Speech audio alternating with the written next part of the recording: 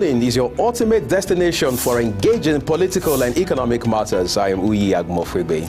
And don't forget to include social discussions. Tune in every weekdays from 7 a.m. to 10 a.m. I am Queen Agaba. For insightful breakfast ideas, business summaries, sports highlights, international and local news perspective, I am Anthony Momodu. Don't miss the in-depth analysis of current and political issues by the Global Morning team and experts. I am Jumai Manson. Catch Global Morning here on Global Television. Getting on the action. I am Edikan Michael. We are the Global Morning team.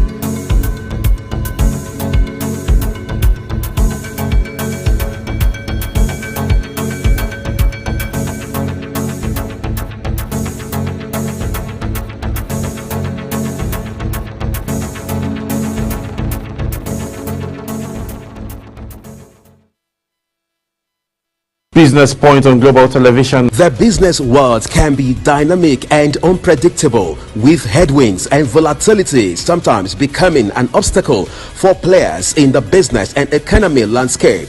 Watch Business Point on Global Television as Samuel Oji walks you through the twists, turns and curves in bands, stocks and crucial market indices from a global standpoint. Watch Business Point weekdays on Global Television at 11 a.m. West African time. Business Point. This is business.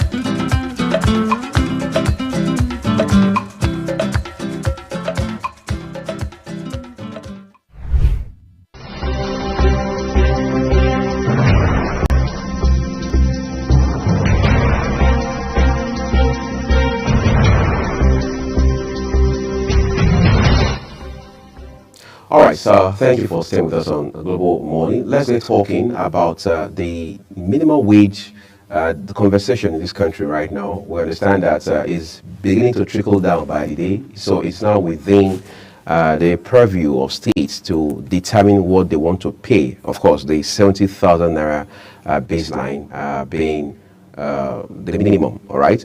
But then we've seen some states that have raised it a little higher than that because according to many of these governors across these states, the reason is essentially on account of the fact that they recognize the hardship that people are going through. They are not ignorant of how difficult it is, at least economically right now, for households to keep moving on. And as such, it's only human and commonsensical, all right, to take into cognizance the need to see ways to alleviate the hard times that citizens are grappling with. Now, to help us find sense in all of this, we're joined by Dr. Babayo Sule. He's a senior lecturer, Department of International Relations, Federal University, Keshere, Gombe State, where we understand that power problem is also a challenge. Dr. Sule, thank you this morning for not allowing the power problem across the Northeast and Northwest stop you from joining us via Zoom.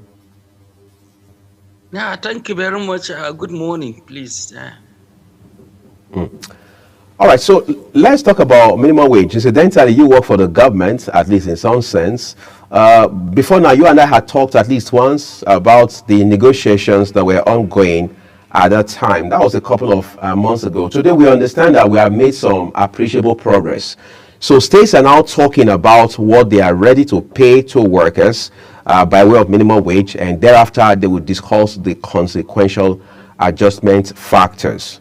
Talk to us first of all about the feasibility of where we are today, even though we are hearing that the allocations to states have also improved significantly. Yes, thank you very much.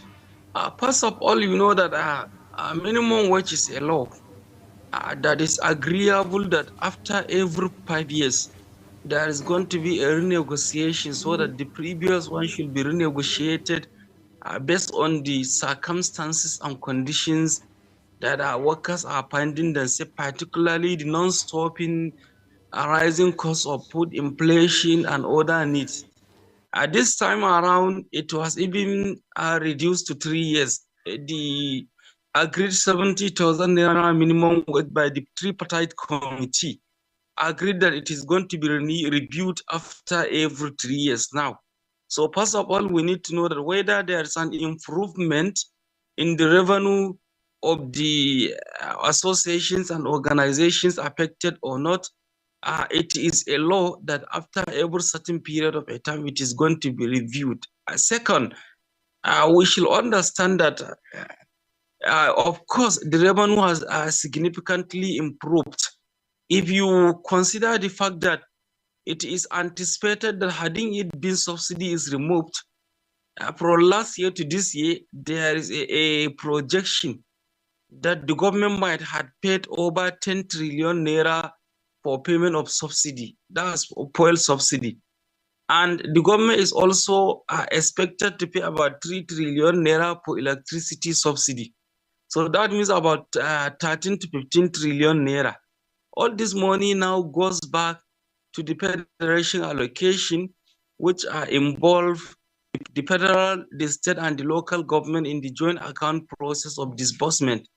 So before the emergence of President Tinubu and the withdrawal of subsidy, usually under President Buhari, the PAC allocation used to be hovering around between 400 to 600 billion naira, usually in between.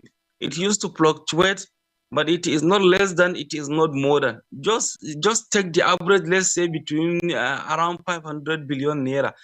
Now, with the removal of oil and electricity subsidy, we learned that the federation allocation usually used to be not less than 1 trillion naira monthly, which means it almost doubled.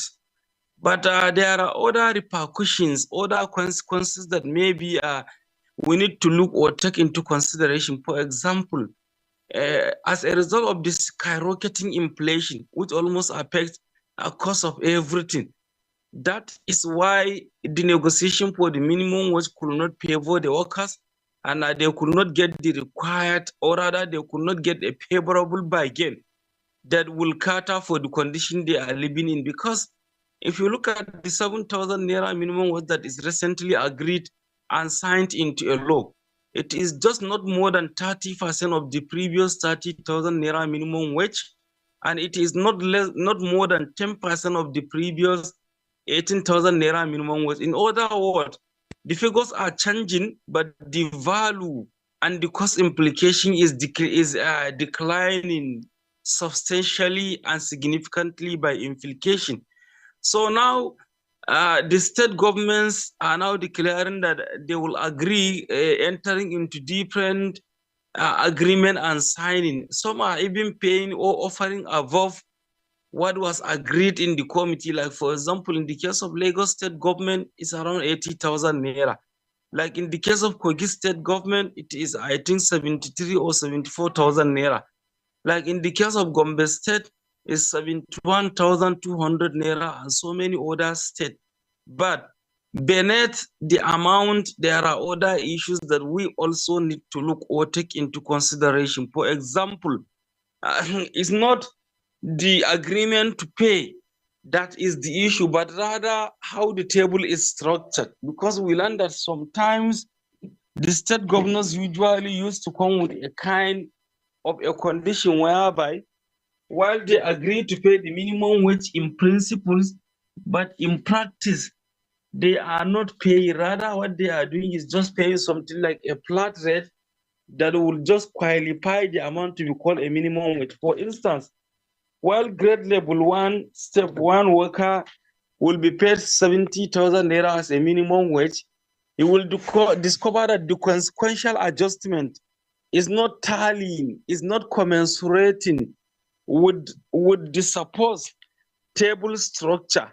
And that means they are only raising the bar for those at the lowest level, that is for those at grade level 1, but there is no such implication for workers above level 1, in the sense that you will see that if you see some state structures or scales or tables, you will see that someone at grade level 1, step 1, is maybe receiving 72,000 naira per month, and then at the same time, someone at grade level 8 or even grade level 10 is just receiving 75,000 naira.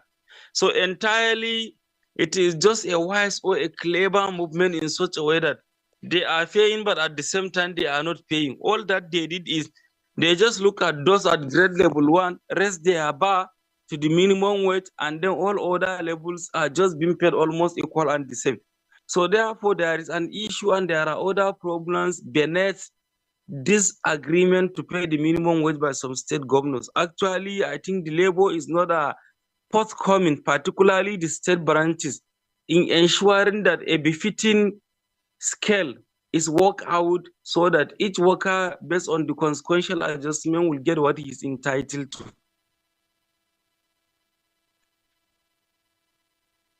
To ask you in this regard, but let me quickly ask you this. You have already mentioned the challenge around consequential adjustment, which is very important. So it doesn't look like while we are catering to those at the rung of the ladder, so to speak, we are inadvertently neglecting those who are higher up the scale. But let's talk about, as it stands today, the private sector element, because we understand that this is supposed to trickle down to the private sector. And you and I, Dr. Sule, know how the private sector has been battered and shattered, in a manner of speaking, whether it's on account of the policies and the reforms that follow, or the overall harsh business climate in this country. When you look at the realities on the ground today, is there any chance that private entities, whether corporations or small-scale businesses, can pay this minimum wage across the states? Thank you very much. I don't think most of the private sectors will pay this amount. Some of them, of course, well-established businesses and well-established independent organizations and institutions can afford to pay or even more. but majority actually could not pay, not because some could not even afford to, but rather because, you know, in Nigeria, some private organizations are still exploitative. They tend to exploit, and the government is not compelling compliance. That is why. The problem has to do with regulations, because it is all about imposing the law so that there will be compliance in terms of adhering and following the established extant statutory law pertaining either minimum wage or whatever. You see, there are also lamentations by the revenue collectors that even taxes are not adequately paid by these private organizations. All this because they are not monitored and imposed to pay as they should. So therefore, what they are doing is they used to come up with a kind of a clever way of avoiding the payment of minimum wage. For example, in Gombe here and in other states, I have seen a situation whereby the organizations will never agree to appoint or employ workers as permanent as staff. Rather, they all disengage them and hire them on a contract basis, so that once they are on a contract basis, they are allowed to negotiate their pay with them. So therefore, it cannot be up to minimum wage, and there is nothing government can do, because it is a contract agreement which is always subject to negotiation based on the condition of the worker and then the employer. So most of them will not pay, and there is nothing that will happen because they are just exploitative and they are not strong enough to do so. That is the concern. All right, quite a number of concerns we have to deal with in this regard, no doubt about that. But there are a couple of other issues we need to talk about before my colleague gets a chance to jump in. Let's look at the local government angle to it.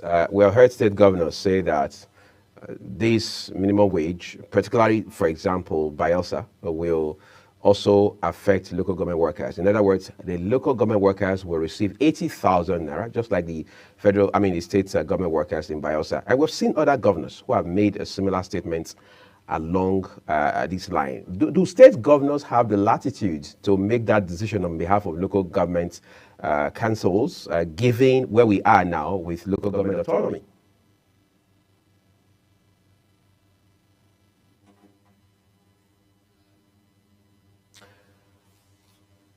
It will appear we are losing audio stream that is with Dr. Baba Soli. Let's take a quick break, everyone. The rest of the conversation will return shortly. Do stay with us.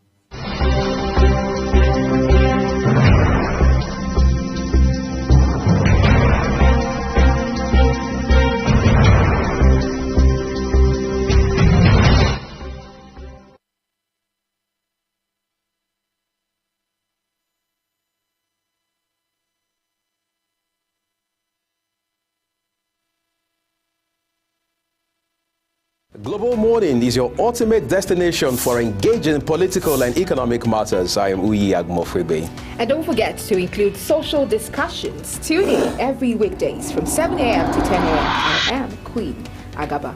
For insightful breakfast ideas, business summaries, sports highlights, international and local news perspective, I am Anthony Momodu. Don't miss the in-depth analysis of current and political issues by the Global Morning team and experts. I am Jumai Manson. Catch Global Morning here on Global Television.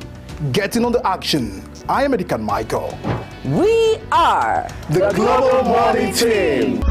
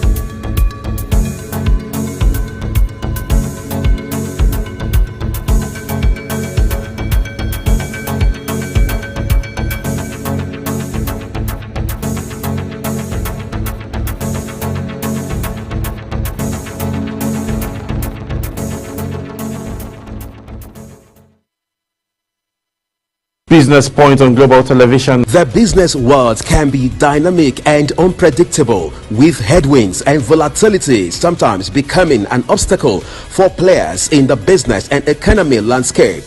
Watch Business Point on Global Television as Samuel Oji walks you through the twists, turns and curves in bonds, stocks and crucial market indices from a global standpoint. Watch Business Point weekdays on Global Television at 11 a.m. West African time. Business Point. This is business.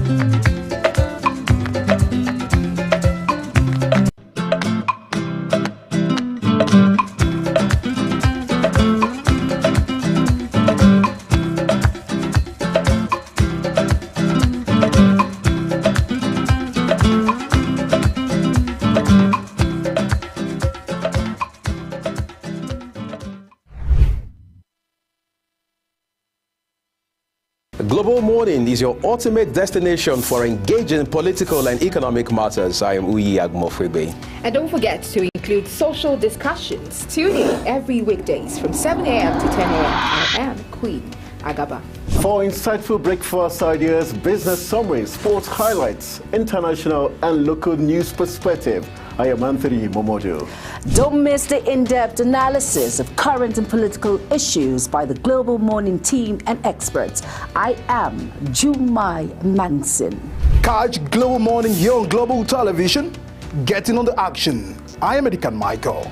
We are The Global Morning Team.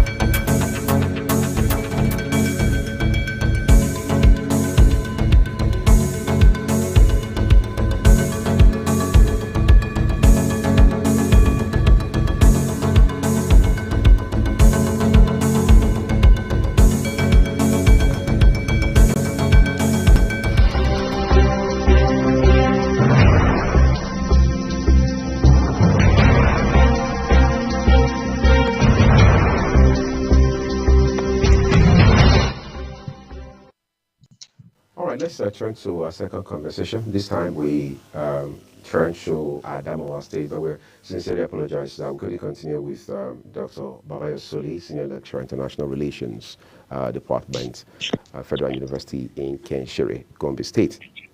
But there's something else we need to talk about this morning, which has to do with Kano State. Yes, Kano had local government election just this last Saturday. Before that time, we understand there had been a court order actually stopping that election from going on. And some of the issues raised in that order was that the commission was not properly constituted. That's the Kano State Independent Electoral Commission, starting from the chairman to everyone else in it.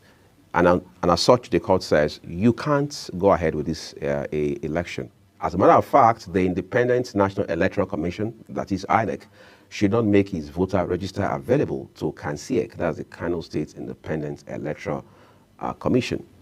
And the court made it very clear that until such a time when the election, the commission is properly constituted, that exercise should not hold. But then we understand another court reversed that judgment, saying that the process could go on. So ultimately, the election held on Saturday. By yesterday, Sunday, certificates of return had been issued to those who won this election. So the new Nigeria People's Party, the NNPP, which is the ruling party in Kano State, won all 44 local government seats in the state. We've seen controversy after controversy greeting the outcome of this exercise. We're joined now by a lawyer and a public affairs commentator from Adamawa, Yola in particular, in Adamawa State, Barrister Sunday Wugira.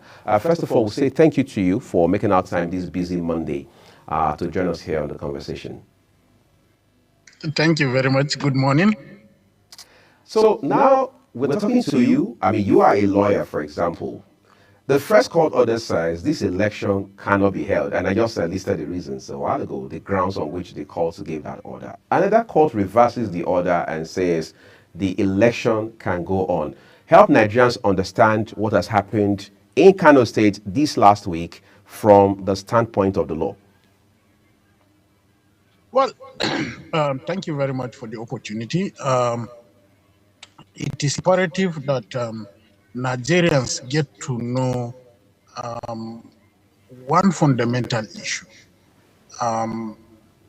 Yes, an order of the court remains valid until it is set aside.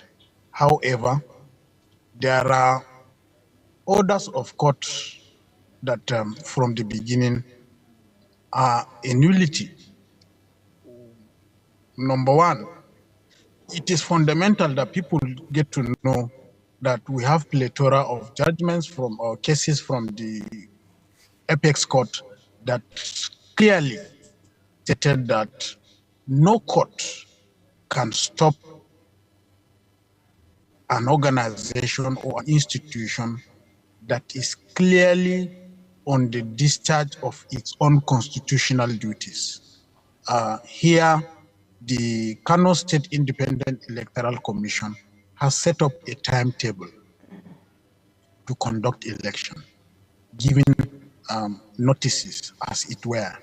And it would be sheer mischief for a group or an individual to just wake up one day and seek for an order restraining that same organization or institution or body from performing its lawful duties.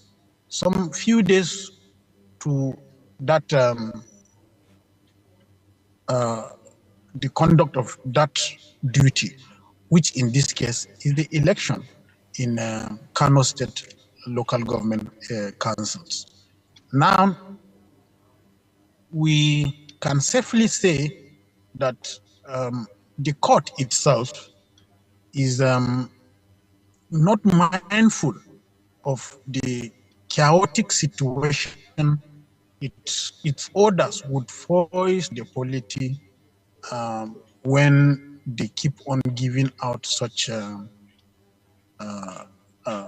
orders, most especially orders ex parte. We need to draw the attention of the courts and the authorities to ensure that where such orders are given, disciplinary measures are taken against the judges that give such an order. The simple thing to do is to for the judge to order that the defendant or the respondent in such an application be placed on notice so that they will come and show cause why the election cannot be restrained or cannot be postponed. That is the issue. It is the sensible thing to do. As it is, the courts are embarrassing themselves, and it is not good for the polity anyway, and the image of the judiciary as well. Okay, Mr. Wugira, I want us to, look away a bit from and go over to the outcome of the poll now, looking at the New Nigeria's People's Party, NNPP, sweeping victory across all chairmanship and councillorship positions. What does this mean for the future of state elections moving forward, politics in Kano State, and even federal elections moving forward? Well, it is a very dangerous thing, though precedents had been set and what happens. It's quite unfortunate. It is not a good omen. For me, it is an erosion of democratic norms and best practices. But it is something that has been sanctioned, rightly or wrongly, consciously or unconsciously, by the system over time. Any where a particular party is in power, its local government elections goes the way of the party in power. And I am afraid this dangerous trend is cascading into in even the national elections. You can see what transpired in Edo State, where the APC apparatus are saying that they are going to apply the Edo template in subsequent elections in other states. And that is telling you something. So people need to sit about this lawfully, that is. And that is just the issue. We cannot even sit down and say that conclusively, even the national elections organized by INEC are free, fair, and credible. We have seen where they make attempts to foist on candidates, but for the resistance of other people. And this is not good. People do not have to resist the result of election that is foisted on them, because ordinarily when results are credible, when results are, when elections are free and fair, the result will flow naturally. You can see even where measures are taken by INEC to ensure free, fair, and credible elections by going through uploading results through IF, a lot is at stake, and it is for a purpose, because already the result of the election is predetermined. Where they have no interest, they let things go seamlessly, and or even when they are against their own, you can see what transpired in Rivers State, where the governor is having a running battle with his party. He is on the platform of another political party that ordinarily was never even heard of. That's it. Barrister Ugira, there's an element here we need to actually unpack or unbundle, if you like. Those who went to court in the first instance say that the grounds on which they sought the intervention of the court, so to speak, was that they had realized, according to them, that a good number of the persons in this commission in Kano State are card-carrying members of the new Nigeria People's Party, the NNPP, which you and I know is the ruling party in Kano State. Now, if that was the case, actually, isn't there enough grounds to have halted that election to ensure that the men and the women who were to conduct this very important election are neutral and non-partisan? It's a very disturbing trend too also, but equity aids the vigilant and not the indolent. The members of the commission were not appointed just yesterday for them to discover that they were members of they are members of the card-carrying members of the NNPP, the party, the ruling party in the state. When they were announced, the time they were to go for screening before the state assembly and the time of their inauguration, it's enough for them to sit up and do the needful.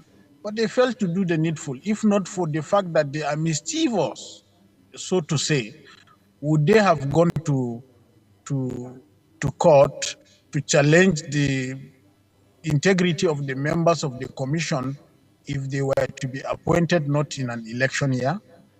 That is the question. So, yes, it is wrong for any member of the independent electoral commission of the state or the federation or the nation to have any affiliation with any political party. But I think the time to cry over that and make an issue is the time they were nominated. You can see what transpired when Buhari nominated his former senior special assistant on media. And, yes, the Senate resisted that, even though the APC members were in the majority then. So they rejected her nomination, and that was the reason for their rejection. So I think people must learn to act when they should act and not to act when they should not act. Yeah, many thanks, Mr. Ugira. But let's look at how the outcome of this election would impact discussions on local government autonomy. and also financial independence for Kano and beyond, looking at the victory of the NNPP and all that played out during the elections?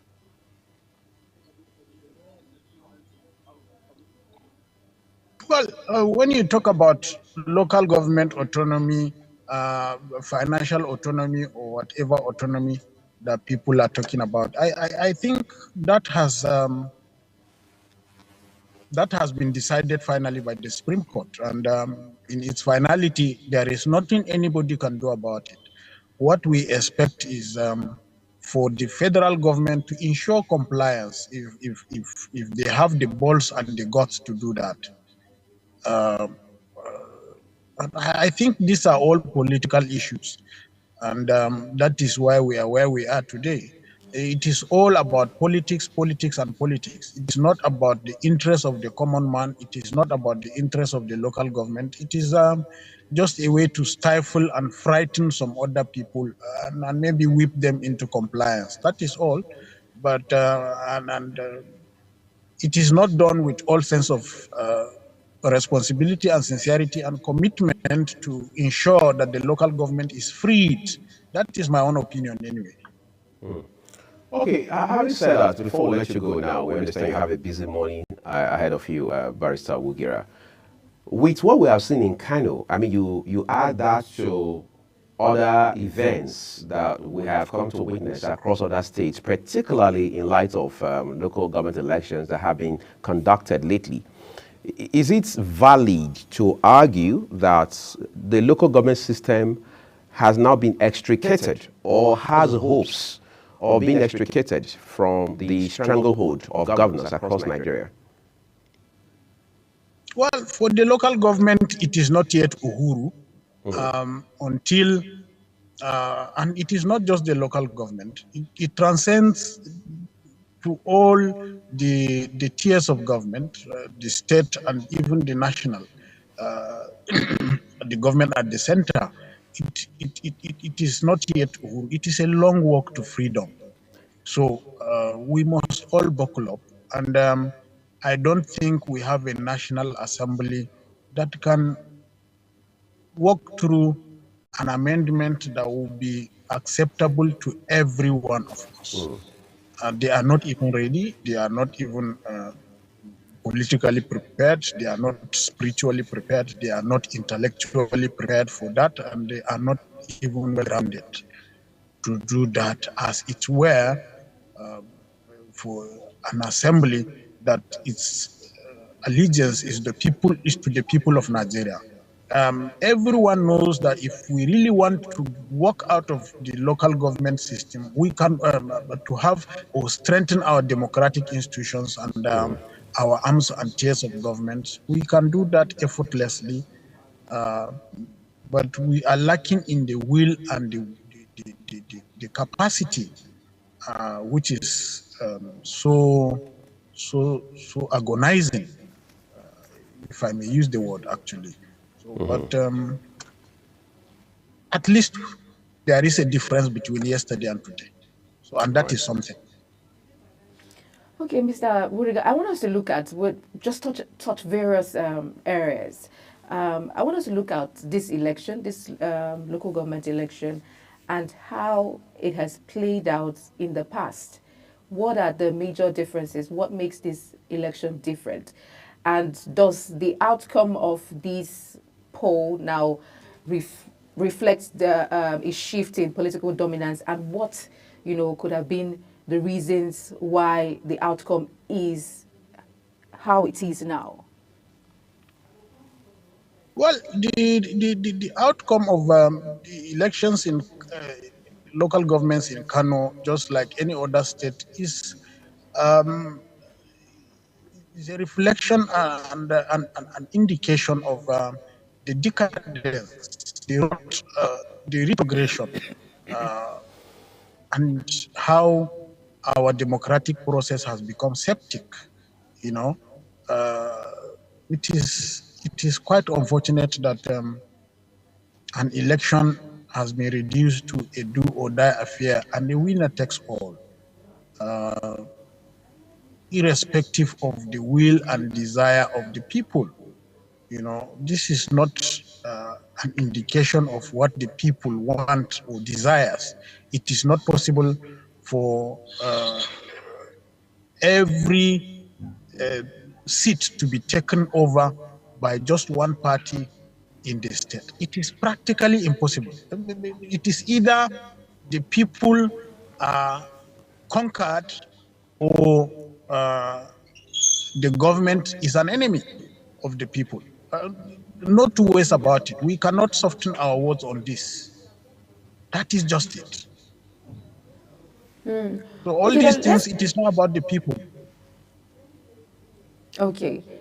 Let's look at the expectations of the people of Kano following this poll. What do you think are the hopes, the key expectations that these new officials, that the people of Kano hope that the new officials will look into and address? Moving on. Well, I wouldn't know what the Kano people will be expecting, but for me, I hope this doesn't happen. Okay.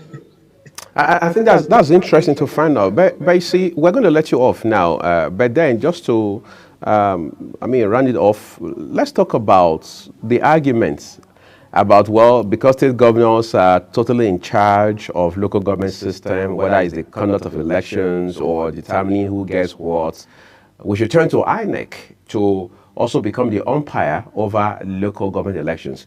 Then there is the counter argument that says INEC already has a full plate.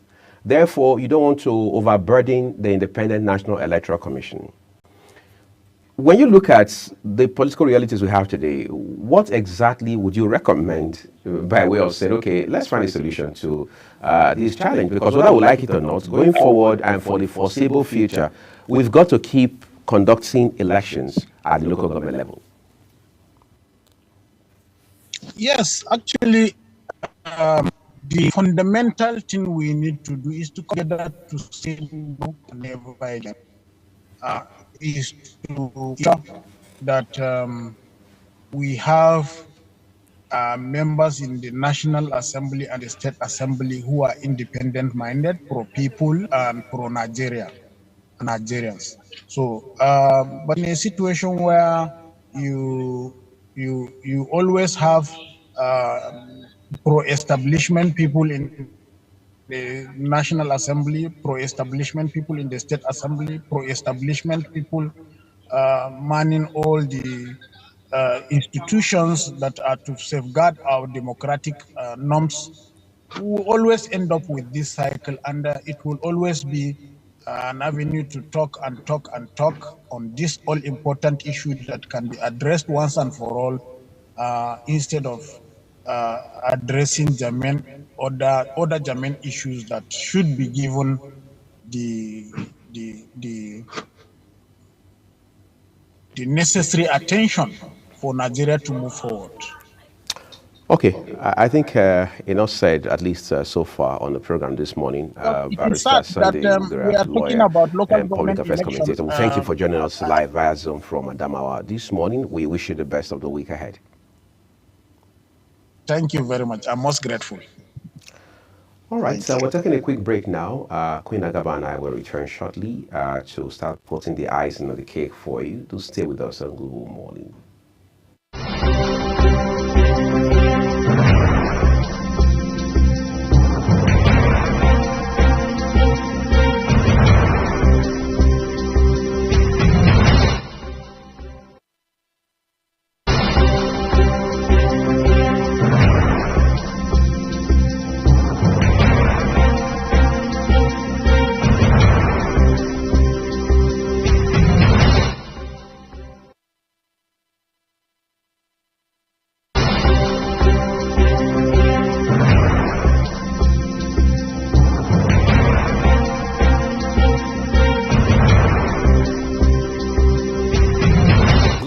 Is your ultimate destination for engaging political and economic matters. I am Uyi Agmofrebe. And don't forget to include social discussions. Tune in every weekdays from 7 a.m. to 10 a.m. I am Queen Agaba.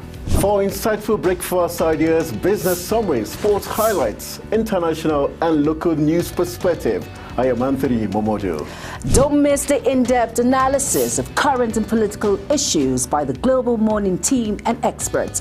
I am Jumai Manson.